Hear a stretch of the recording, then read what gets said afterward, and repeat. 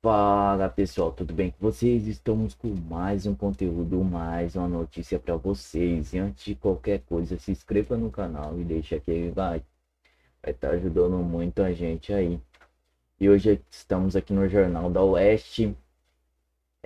Todos os créditos a eles. E sem enrolações, vamos direto ao vídeo já. Tá muito top aí. Segue aí.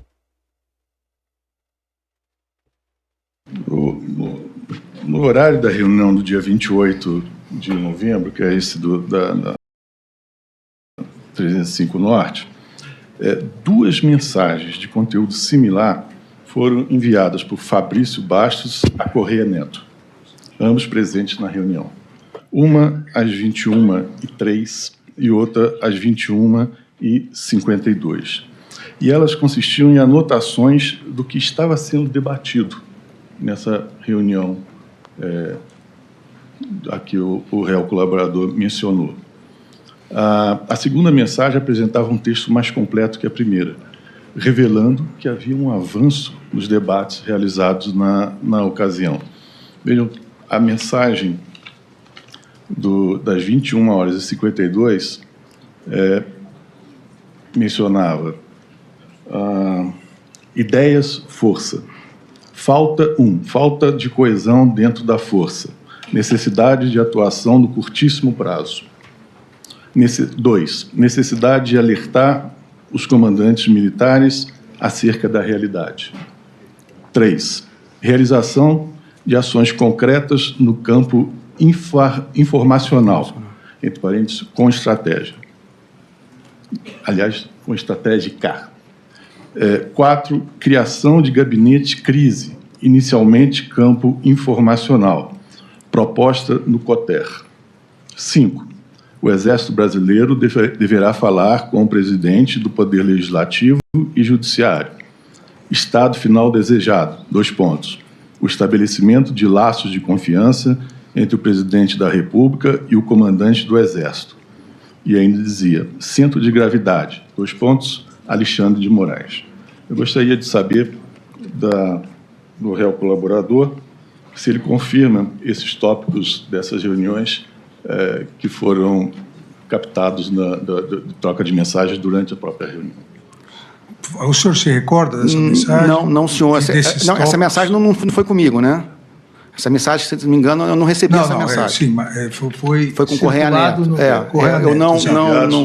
Não houve, né, eu não sei se ele escreveu na hora ou não, mas não houve naquele momento nenhuma, como é que eu vou dizer, nenhuma ata ou nenhuma conclusão da reunião. Isso não aconteceu. Agora, se ele escreveu na hora, depois, ou já tinha recebido, ou já era ideia dele que ele via compilando, eu realmente eu desconheço. Ideia dele que ele via compilando, eu desconheço. Senhor administrador, eu gostaria só de imaginar, de perguntar, perdão, ao réu colaborador se ele tem alguma explicação para essas mensagens trocadas entre os dois idealizadores da reunião do dia 28 de janeiro, no exato horário da reunião. Ministro, procurador, realmente eu não sei. Eu não sei dizer se aquilo já estavam sendo conversado antes, mas eu também não sei nem dizer se foram os dois porque eu acho que... Não, o Bastos estava servindo em Brasília. Mas eu realmente não sei o que foi. Não que esses assuntos, de alguma forma, não tivessem sido tratados. Eu quero deixar claro, porque estava tudo... mas não com uma ideia de conclusão, não com uma ideia de apresentar hipóteses e chegar a uma conclusão. Eram ideias, cada um falava o que queria ali, comendo salgadinho, tomando refrigerante, mas não houve uma ata, eu apresento a ata aqui, todos mundo concordam com isso. Esse é o ponto que eu quero dizer. Não que esses assuntos todos, de alguma forma, não tivessem sido falado, conversado, né, que eu falei, tinham dos mais conservadores aos mais radicais ali naquele meio. Né? Então... mas não houve esse caráter formal de uma reunião de planejamento para tomar alguma ação. É esse ponto que eu gostaria de deixar claro. Mas o senhor se recorda que esses assuntos foram tratados? Foram tratados, mas no meio de uma discussão ali, mas não que foram apresentados. Agora vamos tratar o assunto tal. Não apresentados formalmente. Não, cada um falava uma coisa, dava uma opinião, e depois, se ele compilou, porque ele foi ouvindo, foi compilando ali, não foi algo oficial, não foi algo que ele foi selecionado como relator da reunião. Isso realmente não aconteceu. Senhor ministro relator, eu gostaria que o réu colaborador pudesse explicar um pedido que ele fez à Correia Neto nesse mesmo dia. O pedido era mandar as observações. E a resposta de Correio Neto foi, aspas, apaguei essa parada. Não combinamos de apagar? E no dia seguinte ele sugeriu, depois a gente se fala por ligação. Eu gostaria de saber do réu colaborador o que eles combinaram de apagar. E esses tópicos apresentados agora ao réu colaborador eram observações que o réu colaborador solicitou nesse dia. Essas mensagens entre Fabrício Bastos e Correia Neto haviam sido apagadas realmente, mas foram recuperadas pelas investigações. São três questões. Então, se o senhor se recorda dessas mensagens, o que foi pedido, o que o senhor pediu, na verdade, 4 questões. O porquê foi combinado de apagar, qual o medo que isso pudesse ser tornado público e se depois conversaram como foi colocado pessoalmente ou por telefone. Esse primeiro tramo da mensagem, realmente, eu não me lembro, não me lembro de ter pedido para ele nenhuma anotação, de ideias que foram levantadas. Realmente, eu não me recordo.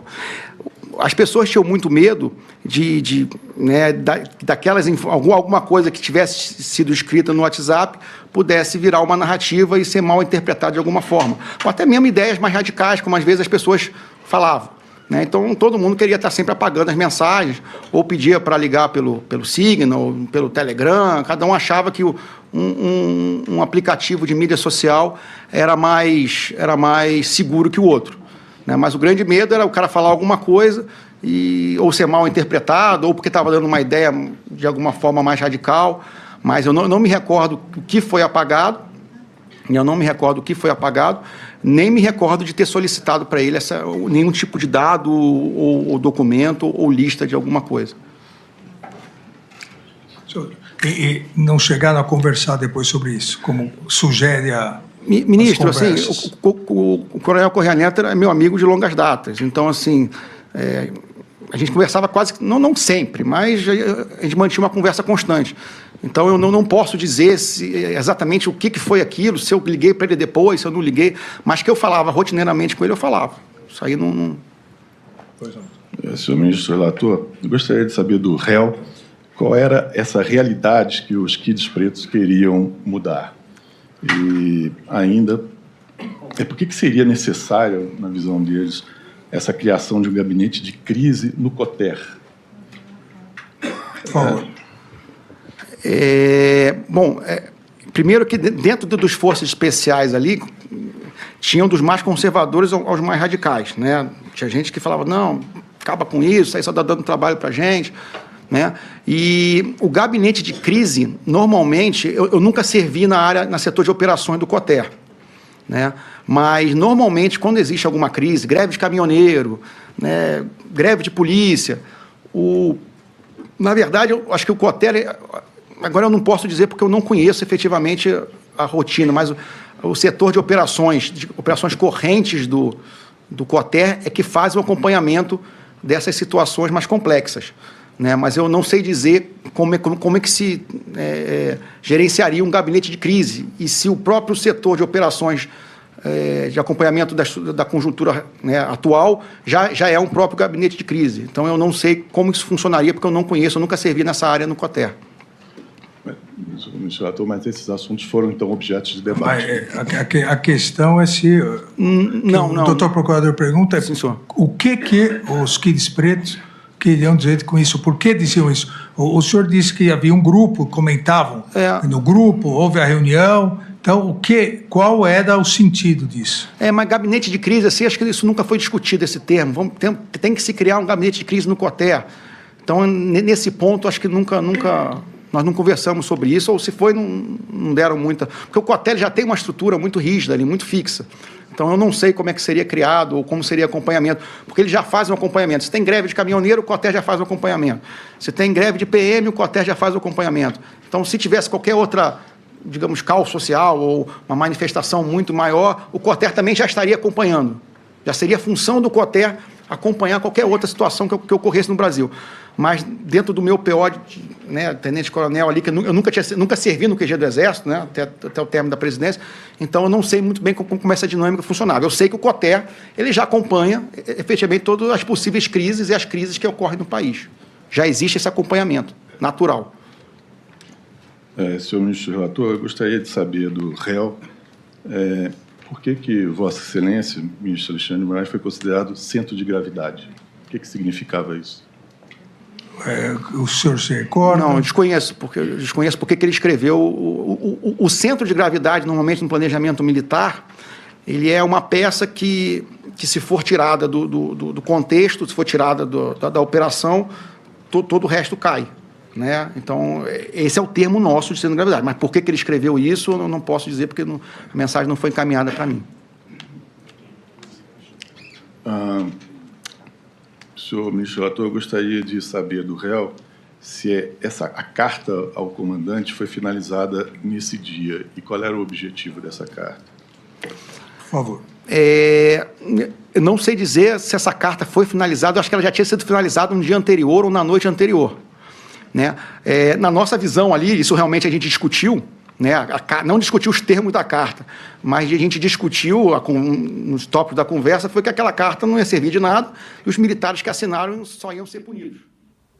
Nós acompanhamos agora o julgamento, aliás, a oitiva que está acontecendo, embora tenha cara de julgamento, não é julgamento ainda, oitiva que está acontecendo. Nós vimos na imagem Paulo Gonet, PGR, Alexandre de Moraes, relator, e Mauro Cid dando ali o seu depoimento a respeito de mensagens que haviam sido trocadas pelo Fabrício e, segundo Gonet, segundo Alexandre de Moraes, tinham um teor já ali conspirando a respeito do tal suposto golpe de Estado. Então, eles falavam a respeito dos alertas aos militares, do campo informacional, de um gabinete de crise que seria criado, né, caso houvesse o tal do suposto golpe. É curioso porque esse gabinete, o Alexandre de Moraes está interessado. O gabinete da criatividade que envolve o TSE, não existe nenhuma única palavra, nem do Alexandre de Moraes, tampouco do Gonet ou qualquer outra pessoa que seja do alto escalão judiciário do nosso país.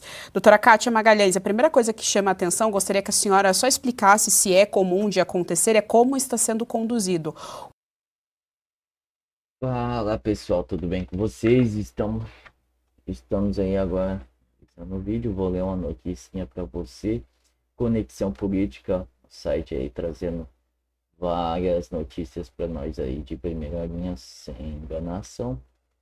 STF rejeita recurso e confirma a condenação de Carla Zambelli por unanimidade. Sentenciada a 10 anos de prisão, deputada federal mais votada em São Paulo em 2022, está fora do Brasil. A primeira turma do Supremo Tribunal Federal rejeitou nesta sexta-feira, dia 6, um recurso da deputada licenciada Carla Zambelli do PL contra a condenação a 10 anos e 8 meses de prisão por alegado envolvimento na invasão do sistema eletrônico do Conselho Nacional da Justiça, CNJ. A decisão unânime dos 5 ministros do colegiado torna definitiva a sentença e autoriza o início imediato do cumprimento da pena. O julgamento ocorre em sessão virtual. O ministro Luiz Fux, Cristiano Zani, Carmen Lúcia e Flávio Dino acompanham integralmente o relator, ministro Alexandre de Moraes, que classificou o recurso como manifestamento protelatório, ou seja, apresentado apenas para atrasar o desfecho do processo e rigor certificação do trânsito em julgar, escreveu Moraes. Com decisão, a prisão preventiva decreta contra Zambelli após sua saída do país será convertida em prisão definitiva. A sentença também determina a perda do mandato parlamentar com base na jurisprudência do STF, que prevê a cassação automática quando a condenação ultrapassa o limite de faltas permitidas em deputado. A perda do mandato ainda assim depende do ato declarado da mesa diretora da Câmara. Pessoal, esse foi o vídeo. Não se esqueça de se inscrever no canal e deixar o like. Muito obrigado a todos por assistir até aqui e até a próxima.